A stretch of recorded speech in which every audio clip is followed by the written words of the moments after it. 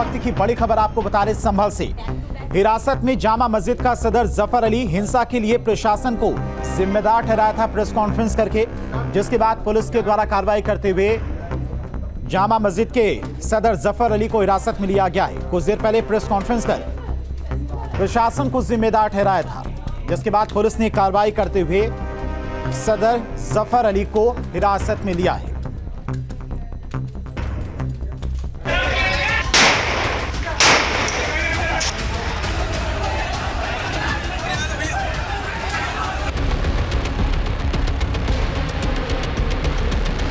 संभल में भले ही अब हालात सामान्य हो गए हों, लेकिन हिंसा को लेकर जो तस्वीरें अब तक सामने आई हैं, वो कई तरह के सवाल खड़े कर रही हैं। आप देख रहे हैं ना कैसे उपद्रवियों ने तांडव मचाया था, जिसके बाद पुलिस ने एक्शन लिया और उपद्रवियों पर कार्रवाई जारी है। उपद्रवियों ने पुलिस पर पत्थर बरसाए और फिर आगजनी की। संभल में मस्जिद सर्वे के दौरान हुई हिंसा की ये तस्वीरें वहां के भयावह हालात दिखाने के लिए काफी है। उग्र भीड़, जलती हुई गाड़ियां और भयानक पत्थरबाजी साफ साफ देखी जा सकती है। संभल में हालात इतनी तेजी से बिगड़े कि पुलिस को उन्हें सामान्य करने में कड़ी मशक्कत करनी पड़ी।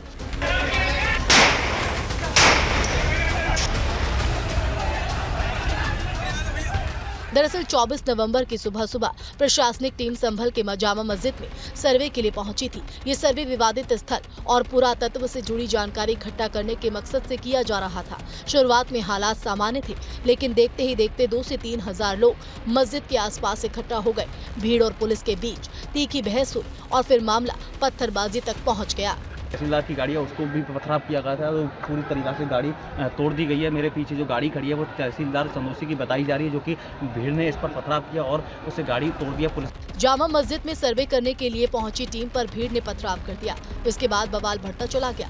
उग्र भीड़ का तांडव ऐसा था कि उन्होंने गाड़ियां फूंकना शुरू कर दी। भीड़ से पुलिस प्रशासन लगातार शांति बनाने की अपील करता रहा, लेकिन उपद्रवियों की भीड़ पत्थरबाजी से बाज नहीं आई।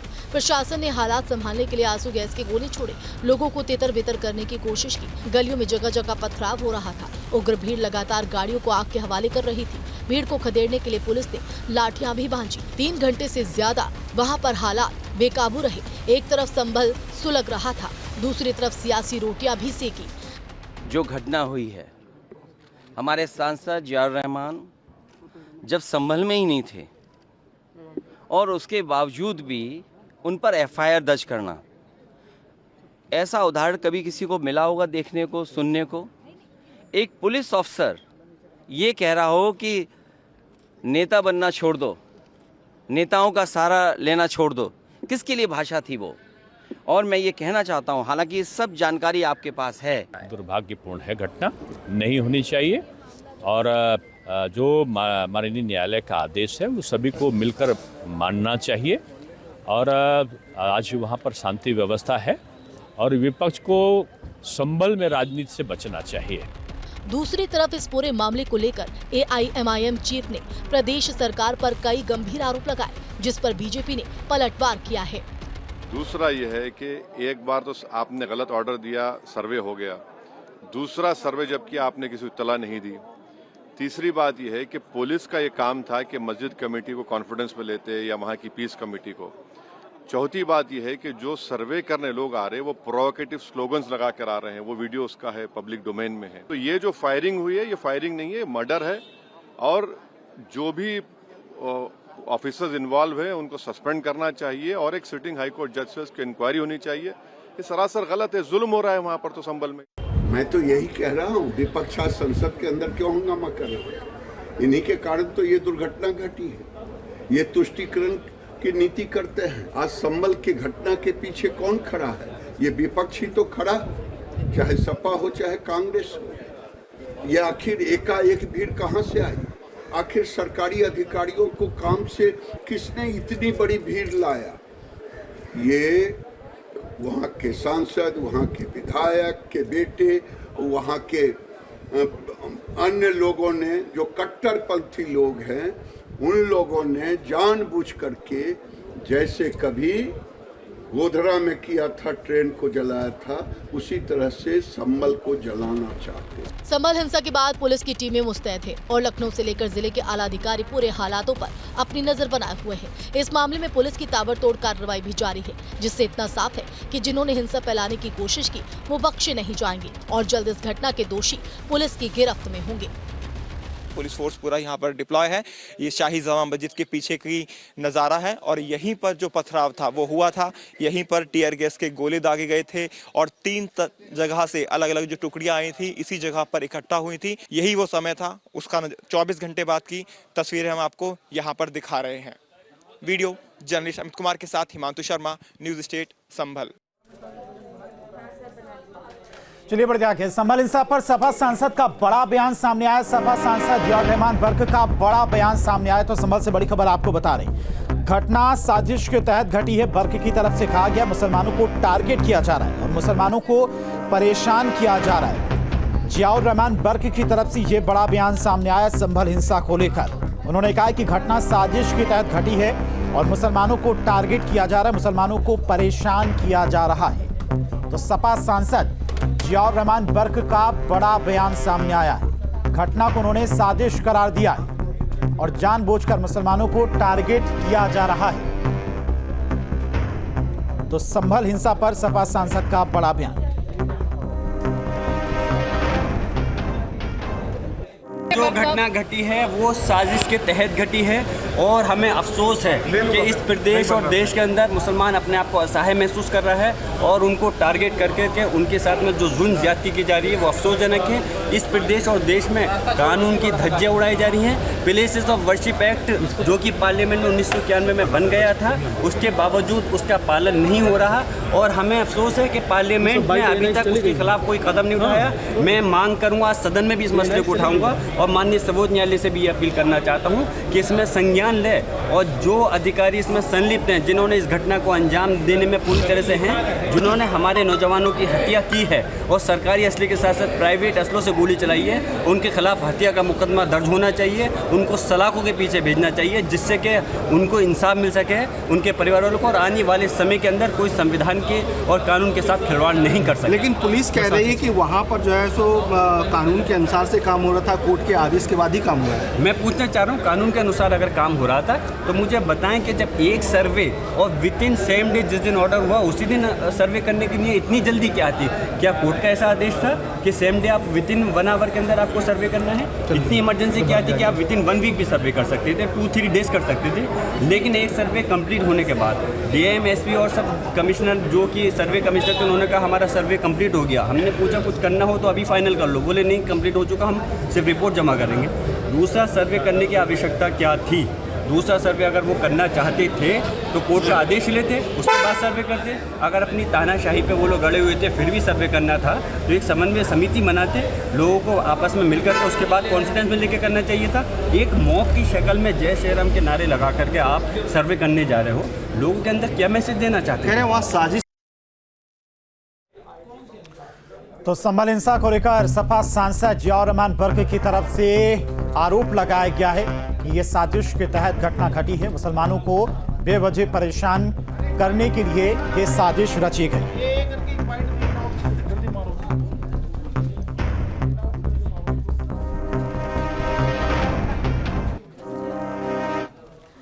वहीं संभल में 19 नवंबर को हिंदू पक्ष की ओर से न्यायालय में एक याचिका दायर की गई थी जिसमें कहा गया था कि जामा मस्जिद ही हरिहर मंदिर है और उसी को लेकर कोर्ट की तरफ से सर्वे का जब आदेश दिया गया, दोबारा से टीम जब सर्वे करने के लिए पहुंची उस दौरान हिंसा भड़की थी जिसमें कहा गया था कि संभल की जो शाही जामा मस्जिद है वो हरिहर मंदिर है। हिंदू पक्ष की तरफ से दावा किया गया था। इसके बाद कोर्ट ने मस्जिद के सर्वे का आदेश दिया था और इसी मामले में सर्वे भी किया गया। 29 नवंबर तक सर्वे की रिपोर्ट कोर्ट में सबमिट भी करनी है। तो 19 नवंबर को हिंदू पक्ष की ओर से सिविल सीनियर डिवीजन चंदौसी न्यायालय में याचिका दायर की गई थी जिसमें कहा गया था संभल की शाही जामा मस्जिद हरिहर मंदिर है, जिसको लेकर कोर्ट में सुनवाई हुई और जब सर्वे करने के लिए दोबारा से टीम पहुंची उस दौरान जमकर पथराव किया गया उपद्रवियों के द्वारा।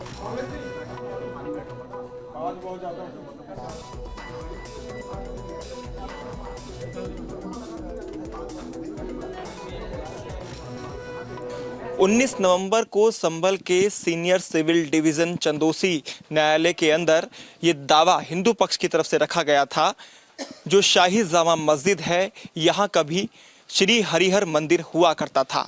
उसके बाद टीम को सर्वे करने की अनुमति दी गई, एडवोकेट कमीशन का गठन हुआ और मंगलवार को पहला सर्वे किया गया। इस वक्त हम शाही जामा मस्जिद के बाहर ही मौजूद हैं। तस्वीरें आप देख सकते हैं शाही जामा मस्जिद की, जिसके बारे में ये बताया गया कि बाबर के शासनकाल में 1529 में यहाँ शिव हरिहर मंदिर हुआ करता था और उसके बाद इस पर मस्जिद का निर्माण कार्य कर लिया गया और इसी अपील के बाद जो एडवोकेट कमीशन है उसका गठन हुआ और उसके बाद यहाँ सर्वे कर लिया गया है। सर्वे पूरा होने के बाद जो हिंदू पक्ष है उनका दावा है कि अंग्रेजों का जो लिखा पढ़ी है उसके अंदर बाकायदा ये बताया गया है ये मंदिर की ज़मीन है। हालांकि जो मुस्लिम पक्षधर हैं उनका साफ तौर पर कहना है अगर ऐसा कोई रिकॉर्ड उनके पास है तो उसको सामने लाया जाए।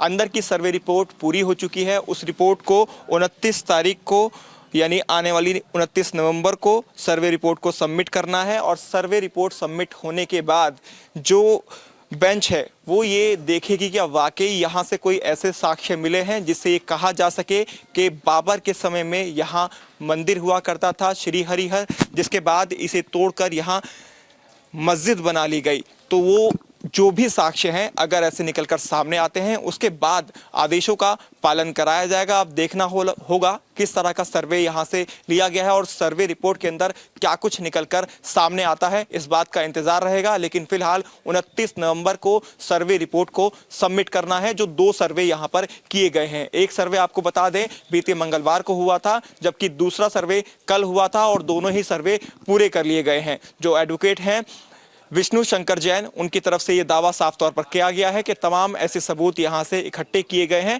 और उन्हीं सबूतों के आधार पर वो ये कहते नजर आ रहे हैं कि ये जो शाही जामा मस्जिद है यहाँ कभी श्री हरिहर मंदिर हुआ करता था। अब देखना होगा कोर्ट किस तरह का आदेश आगे सुनाता है। वीडियो जर्नलिस्ट अमित कुमार के साथ हिमांशु शर्मा, न्यूज स्टेट संभल।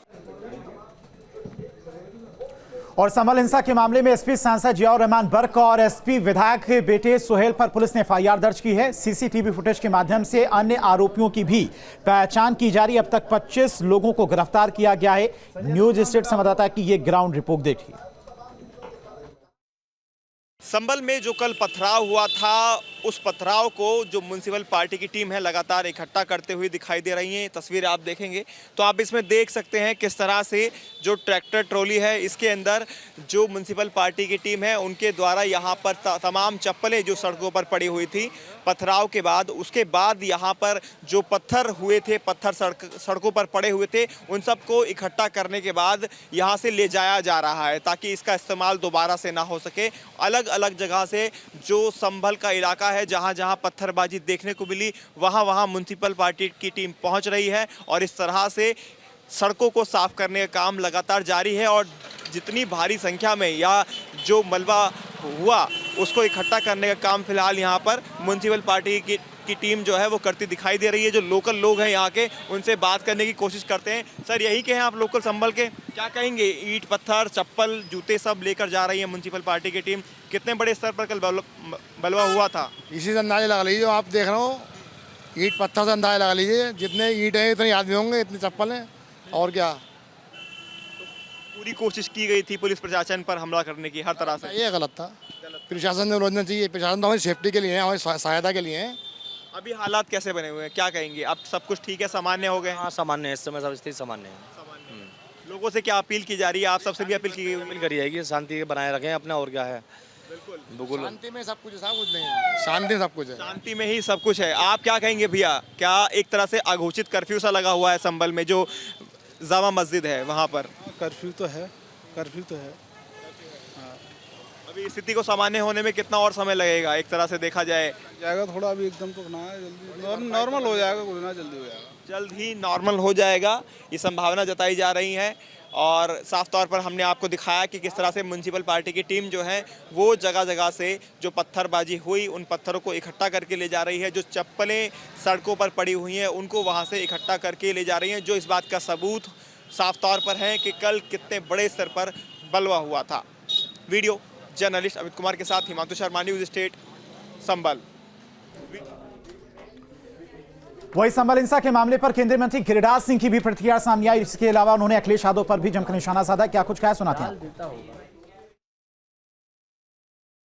गिरिराज सिंह जी, हम उनसे बात करते हैं। सर, संभल में जो घटना घटी है तो सीधा आरोप वहां की राज्य सरकार पर सपा की तरफ से लगाया जा रहा है। मैं तो यही कह रहा हूँ, विपक्ष आज संसद के अंदर क्यों हंगामा कर रहे हैं? इन्हीं के कारण तो ये दुर्घटना घटी है। ये तुष्टीकरण की नीति करते हैं। आज संभल की घटना के पीछे कौन खड़ा है? ये विपक्ष ही तो खड़ा, चाहे सपा हो चाहे कांग्रेस हो। ये आखिर एकाएक भीड़ कहाँ से आई? आखिर सरकारी अधिकारियों को काम से किसने इतनी बड़ी भीड़ लाया? ये वहाँ के सांसद, वहाँ के विधायक के बेटे, वहाँ के अन्य लोगों ने, जो कट्टरपंथी लोग हैं, उन लोगों ने जानबूझ करके, जैसे कभी गोधरा में किया था, ट्रेन को जलाया था, उसी तरह से संभल को जलाना चाहते थे। सपा और वहाँ के सांसद कार्रवाई की पुलिस ने सीधी गोली चलाई है। वहाँ सर्वे की कोई जरूरत ही नहीं थी। सर्वे की तो जरूरत थी ही। दुर्भाग्य रहा कि इस देश का प्रधानमंत्री नेहरू बन गए। सर्वे की जरूरत तो 1947 में बंटने के बाद ही सबको ठीक कर देने की जरूरत थी। लेकिन सर्वे की भी जरूरत है, क्योंकि भारत के अस्तित्व पे खतरा पैदा हुआ है। ये तो वो काम कर रहे थे जैसे लग रहा था बांग्लादेश में घटना घटी, इन लोगों ने कहा था भारत में भी बांग्लादेश होगा, वही ये कर रहे हैं। लेकिन कह रहे हैं कि जो पुलिस ने हत्या कर दी है लोगों की, वहाँ पुलिस ने हत्या नहीं की, बल्कि वहाँ हत्या करवाया गया खास करके विपक्ष के द्वारा, सोची समझी रणनीति के। बहुत धन्यवाद। तो गिरिराज सिंह जी का सीधा आरोप है कि वहाँ विपक्ष की वजह से ही दुर्घटना घटी है और गोली चली है। संसद भवन परिसर से विकास चंद्र। और संभल में बवाल को लेकर कांग्रेस नेता सचिन चौधरी का भी बयान सामने आया। उन्होंने इसको लेकर सरकार और प्रशासन पर जमकर निशाना साधा है। क्या कुछ कहा सुनाते हैं आपको। 4 लोगों की मौत की खबर आ रही है। उनके परिवार के साथ संवेदना है, और अगर पुलिस द्वारा या सरकार द्वारा उनकी मौत हुई है तो उनको मुआवजे की मांग करते हैं। और ये भी कहना चाहते हैं कि आज 21वीं सदी में जहाँ पे लोग, दुनिया स्पेस में जा रही है, हम लोग हिंदू मुस्लिम पे लड़ रहे हैं, लड़वाए जा रहे हैं। ये कौन लोग हैं? मैं जनता से अपील करूँगा कि शांति बनाए रखें। सत्ता हमेशा नहीं रहती, सबको सब कुछ दिख रहा है। ये स्कीमें बहुत पुरानी हो चुकी हैं, सब कुछ प्रायोजित सा महसूस होता है, क्योंकि 1991 अधिनियम के तहत जो पूजा स्थल जहाँ पे है वहीं रहेगा। उसके बाद इस तरह की याचिकाएं कौन लगा रहा है? ऐसा तो नहीं है कि संगठन से जुड़े हुए लोग हुए, इनकी भी जांच होनी चाहिए। और संभल हिंसा को लेकर कथावाचक देवकीनंदन ठाकुर ने भी इसे गलत ठहराया है, और उन्होंने कहा कि प्रशासन की तरफ से जो दोषी हैं उनके खिलाफ सख्त से सख्त कार्रवाई होनी चाहिए, जो कि एक मिसाल कायम करे। मशहूर कथावाचक देवकीनंदन महाराज जी हमारे साथ में, उनसे बात करते। सर, ये बताइए, जिस तरीके से संभल में हिंसा हुई, उसको लेकर के क्या कहना है आपका? देखिए, संभल में जो हिंसा हो रही है, हुई है, ये अच्छी नहीं है, उचित नहीं है, और इससे आने वाले भारत के भविष्य का पता लगाना चाहिए। ये बिल्कुल भी अच्छा विषय नहीं है, और ये कोई सरकार वहाँ पर जांच नहीं करा रही है। ये कोर्ट के आदेश हैं। तो जब कोर्ट के आदेशों को हम इस समय 2024 में पालन करते समय जब इतनी बड़ी हिंसा हो सकती है, तो आप 2034 और 2044 की कल्पना कीजिए कि भारत कैसा होगा। संविधान से ऊपर कोई नहीं है, कोर्ट के आदेशों से ऊपर कोई नहीं है, उसके बावजूद भी इतनी बड़ी हिंसा हो रही है। तो ये हम लोगों के लिए सोचनीय विषय है। ये सोचनीय विषय है कोर्ट के लिए भी, ये सोचनीय विषय है सदन के लिए भी, और ये सोचनीय विषय है सांसदों के लिए भी, ये सोचनीय विषय है सनातनियों के लिए भी। इसीलिए तो हम सनातन बोर्ड मांग रहे हैं। हम सनातन बोर्ड क्यों मांग रहे हैं? 16 नवंबर को जो इतनी बड़ी धर्म संसद दिल्ली में हुई है, धर्माचार्यों ने जो इतनी बड़ी मांग रखी है, हम धर्माचार्यों के विचारों को हल्के में न लें, क्योंकि धर्माचार्य जो है ना, वो इस देश का भला चाहते हैं।